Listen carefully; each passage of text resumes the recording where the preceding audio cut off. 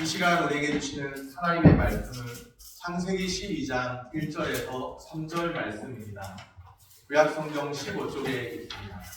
여호와께서 아브라함에게 이르시되 너는 너의 고향과 친척과 아버지의 집을 떠나 내가 내게 보여줄 땅으로 가라. 내가 너로 큰 민족을 이루고 내게 복을 주어 내 이름을 창대하게 하리니 너는 복이 될지라. 너를 축복하는 자에게는 내가 복을 내리고 너를 저주하는 자에게는 내가 저주하리니 땅의 모든 족속이 너로 말미암아 복을 얻을 것이라 하시니라. 아멘. 우리가 주일마다 창세기 1장부터 11장까지를 쭉 살펴보았습니다. 창세기 1장부터 3장까지 창조, 그리고 타락, 또 소위 원시복음, 구원의 계획이 기록됩니다. 창세기 1장부터 3장까지 참 중요한 내용들이 기록되죠. 창조와 타락과 구원이 창세기 1장에서 3장까지 기록되고 있는 거예요. 또 창세기 4장부터 12장, 오늘 보게 될 12장에 이르기까지 등장하는 믿음의 주요 인물이 있습니다. 많이 들어보셨을 이름들인데요. 셋, 에노스, 에녹, 노아. 노아는 예수 안 믿는 사람도 다 알 것 같아요. 노아, 그리고 셈, 아브라함입니다. 아브라함 많이 들어보셨죠? 믿음의 조상으로 불리는 사람이죠. 부르심을 받을 그때 이름은 아브라함이 아니었고 아브람이었습니다. 이제 창세기의 기록은 오늘 말씀 12장에서 아브라함을 부르시는 사건에 주목합니다. 아브라함을 부르시는 그 장면을 주의 깊게 세밀하게 조명하고 있다는 것이죠. 하나님께서 아브라함을 부르십니다. 아브라함을 부르신 것처럼 오늘 우리도 주님께서 부르셨음을 믿습니다. 하나님께서 아브라함을 부르시면서 그냥 부르시는 것이 아니라 명령과 약속을 주십니다. 오늘 말씀을 살펴보면서 하나님의 백성을 향한 하나님의 큰 그림, 하나님의 큰 그림을 발견하시기를 소원합니다. 명령과 약속을 부르시면서 주셨다고 했는데 어떤 명령이고 어떤 약속이 있는지를 살펴보려고 합니다. 먼저 명령의 말씀을 오늘 말씀을 통해 보겠습니다. 창세기 12장 1절입니다. 여호와께서 아브라함에게 이르시되 너는 너의 고향과 친척과 아버지의 집을 떠나 내가 내게 보여줄 땅으로 가라. 하나님의 명령입니다. 너는 너의 고향, 친척, 아버지의 집을 떠나라. 내가 내게 보여줄 땅으로 가라. 그렇게 말씀하세요. 떠나라, 가라. 명령이죠. 하나님의 명령, 하나님이 말씀하십니다. 아브라함의 고향이 어디인지 혹시 아세요? 창세기 11장 28절을 참고해 보면 갈대아 지역의 우르라는 것을 알 수 있습니다. 갈대아 우르, 이곳을 떠나는 것은 고향을 떠나는 것이고 친척을 떠나는 것이고 특별히 아버지의 집을 떠남을 뜻합니다. 그동안 자신을 위해 오래도록 쌓아온 존재와 삶의 기반이 다 거기에 있어요.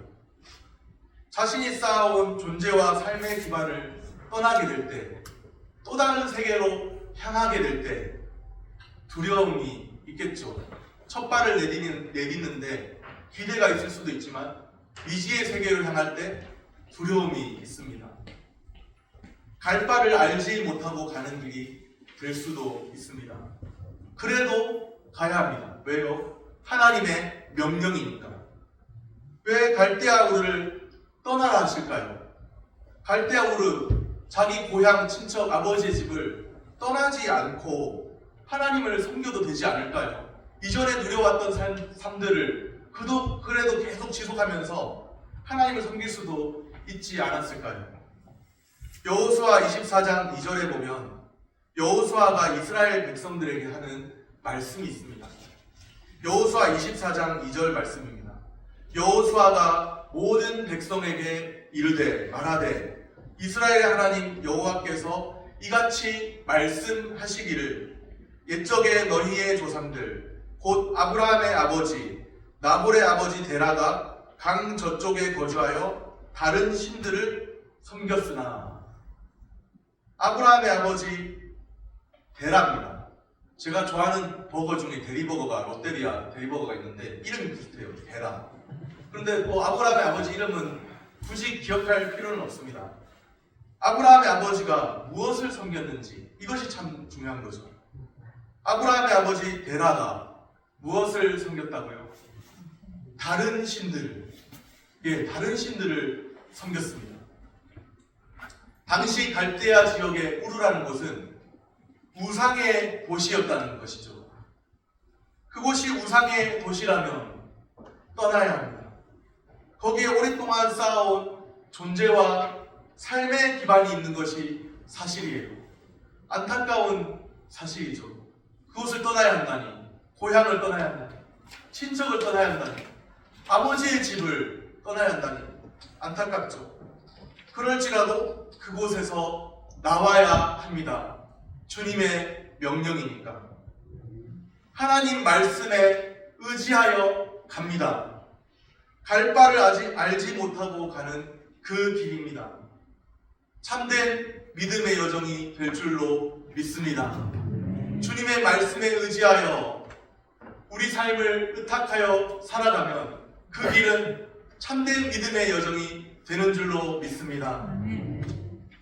하나님이 떠나라 하시면 떠나야 합니다. 가라 하시면 가야 합니다.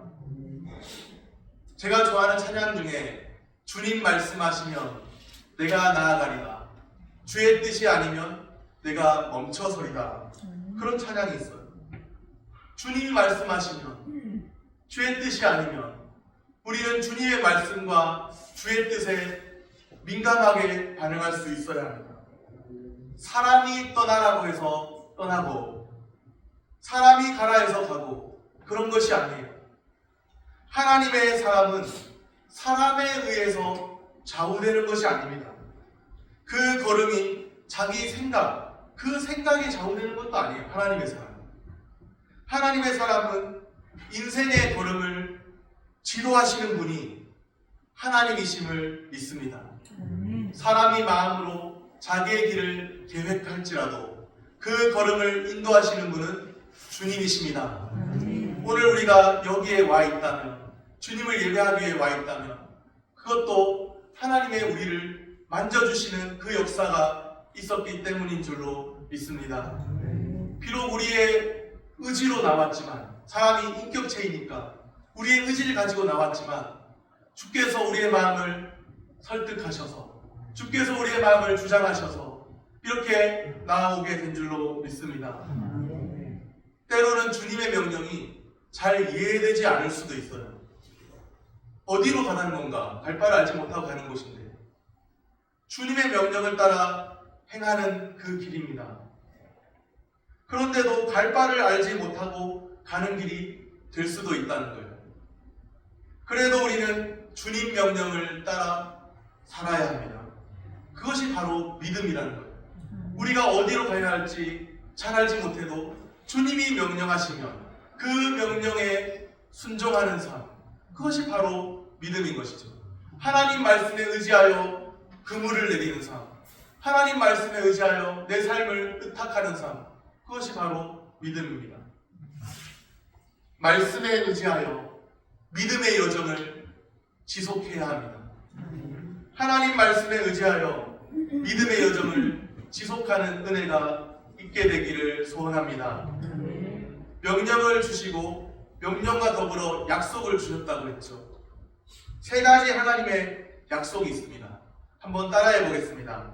땅, 씨, 복. 한 번 더요. 땅, 씨, 복. 기억하기 쉽게 한 음절씩 땅, 씨, 복입니다. 기억하기 쉽죠? 한 음절씩. 땅, 씨, 복. 창세기 12장 1절에 보면 이렇게 말씀해요. 내가 내게 보여줄 땅으로 가라.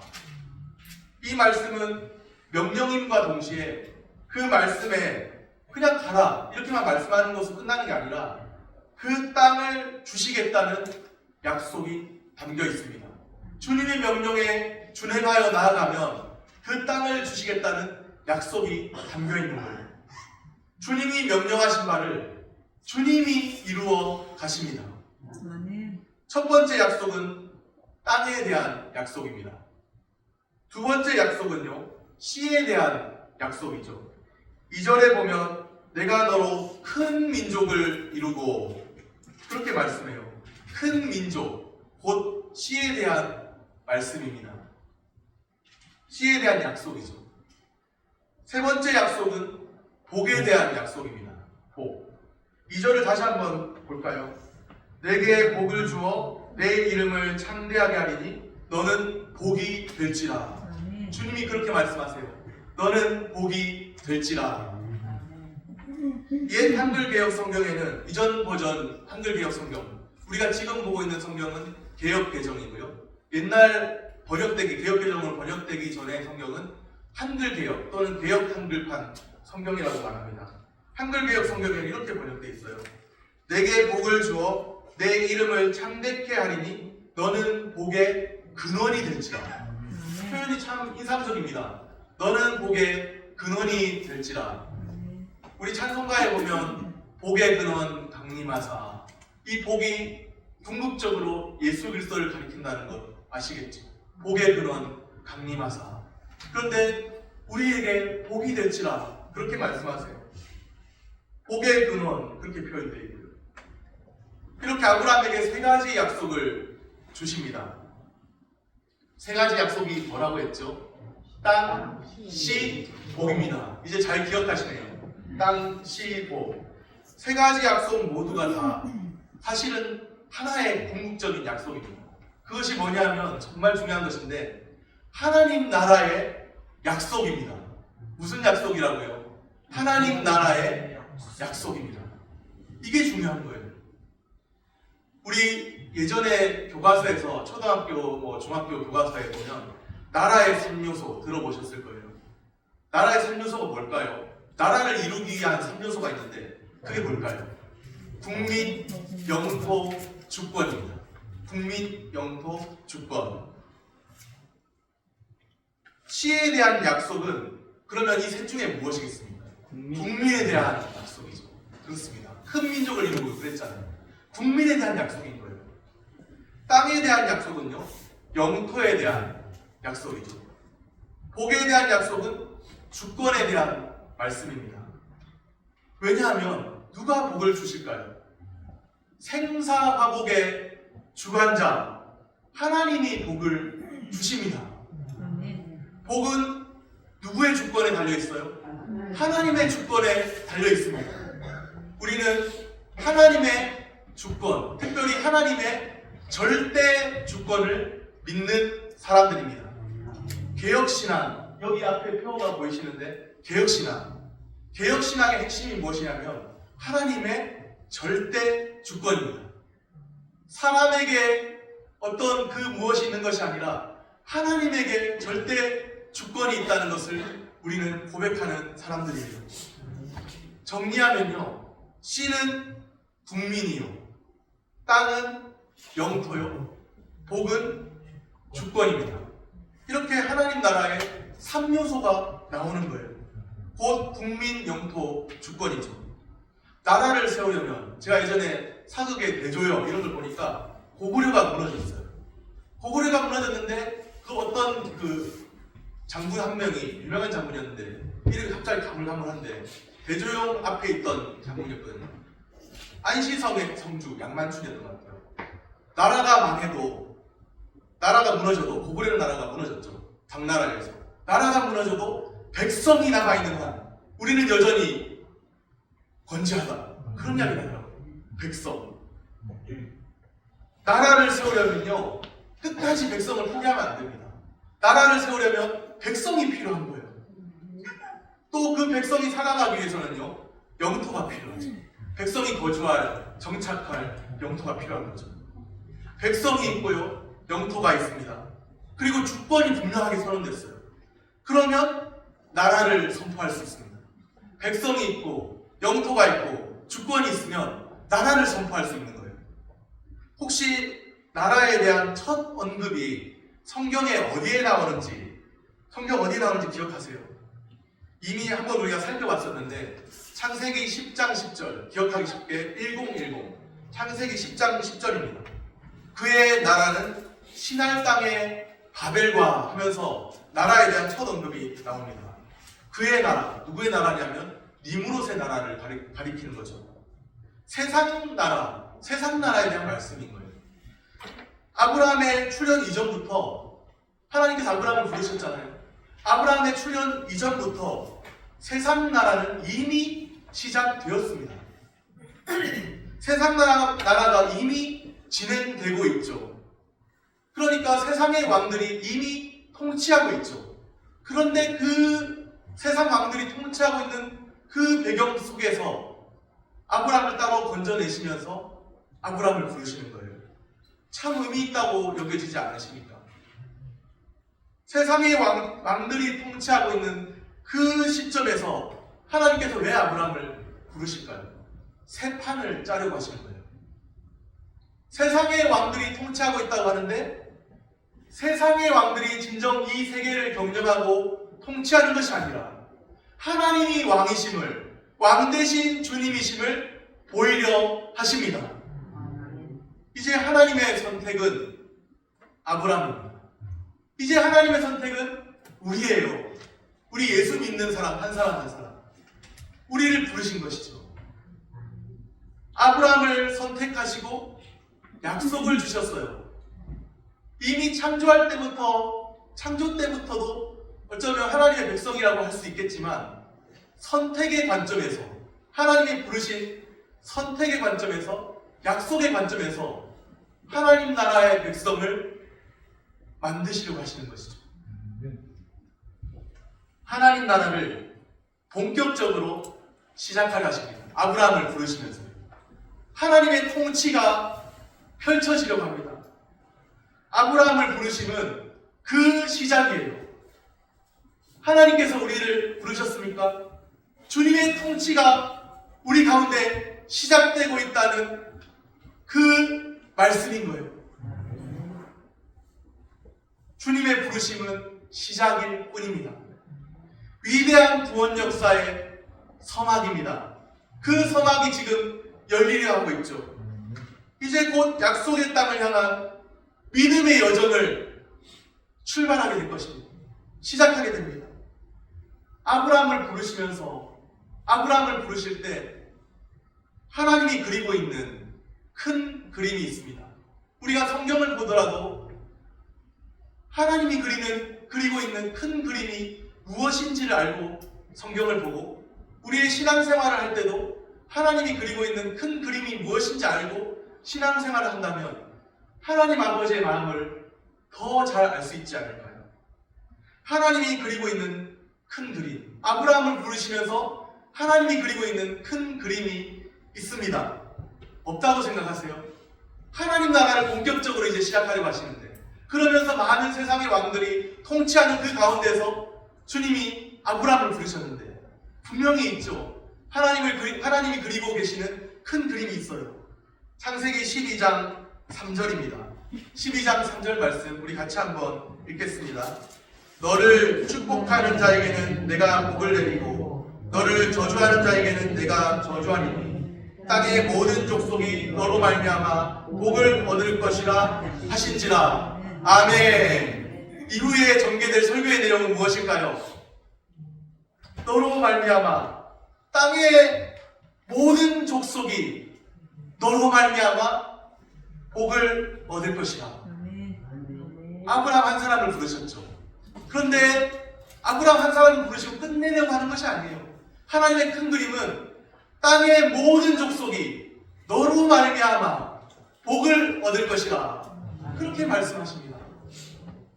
나 한 사람, 나같이 작은 사람인데, 하나님 앞에서 나는 너무나 부족한 사람인데, 나 한 사람을 통해서 내가 만나는 모든 사람들에게 하나님을 알게 하시는, 또 하나님이 주시는 복을 주실 것이라 하시니 얼마나 위대하고 얼마나 영광스러운 순간입니까?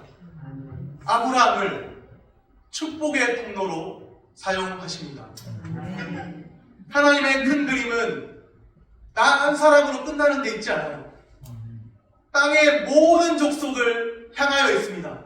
오늘 내가 만나는 사람, 또 내일 만나게 될 사람, 그 사람 한 사람 한 사람이 나로 말미암아 주님을 더 알게 되고 주님이 주시는 복을 공유하게 되고 하나님을 함께 찬양하게 되고 하나님을 함께 높이게 되고, 이전에는 주의 이름을 부르지 않았던 사람들이 이제는 내가 먼저 주의 이름을 부르고 함께 주의 이름을 부르는 영광스러운 그 장면, 그것이 우리에게 주시는 말씀이라는 것이죠. 아브라함으로 말미암아 땅의 모든 족속이 복을 얻게 하시겠답니다. 하나님의 백성, 하나님의 자녀, 우리가 국민, 영토, 주권, 나라의 3요소가 있다고 했는데, 아브라함을 부르시면서 제일 먼저 시작하려 하시는 것은 하나님의 백성, 하나님의 자녀, 그 만들기가, 하나님의 자녀 만들기가 시작된 거예요. 세상의 모든 왕들이 통치하면서 스스로 주권자 노릇을 하면서 자기가 스스로 왕인 것처럼 살아가는 그 세대 속에서 하나님이 참된 왕이심을 선포하는 하나님의 백성, 하나님이 왕이시라고 외치는 하나님의 백성, 그 백성을 만드는 역사가 아브라함으로부터 비롯되었습니다. 나로 말미암아 또 다른 많은 사람들이 하나님의 백성 삼으시려는 하나님의 구원 계획에 동참하게 됩니다. 하나님의 큰 그림은 나 한 사람으로 끝나는 데 있지 않다는 것, 열반을 향해 있다는 것을 기억하시기를 바랍니다. 하나님의 백성의 정체성이 있죠. 하나님이 우리의 왕이 되십니다. 내 삶의 주인 되시고 온 땅의 주인 되시고 우리의 왕이 되십니다. 그것을 세상 가운데 선포하는 거예요.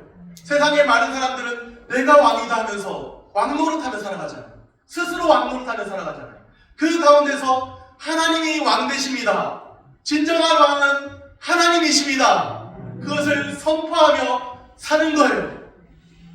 그리고 나 한 사람만 그렇게 사는 것이 아니라 내가 만나는 모든 사람들이 함께 주의 이름을 부르며 주님은 온 땅의 왕이 되십니다.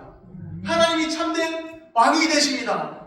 그것을 선포하며 사는 것이죠. 하나님 백성의 정체성, 하나님 백성의 사명을 자각하시고 열방을 향하라 말씀하시는 그 주님의 말씀에 주목하시는 은혜가 있게 되기를 소원합니다. 아멘.